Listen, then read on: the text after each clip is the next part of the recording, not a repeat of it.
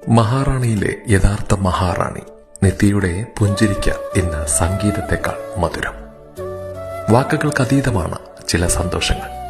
സംസാരശേഷിയും ശ്രവണശേഷിയുമില്ലാത്ത നിത്യ എന്ന മിടുക്കിയെ സംബന്ധിച്ചിടത്തോളം ഈ വനിതാ ദിനം അവളുടെ ജീവിതത്തിലെ ഏറ്റവും മറക്കാനാവാത്ത ഒന്നായി മാറി.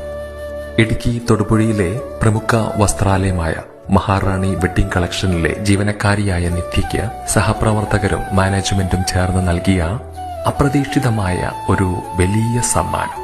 അത്യാധുനിക ഒരു ഹിയറിംഗ് എയ്ഡാണ് അവർ നിത്യയ്ക്ക് സമ്മാനമായി നൽകിയത്.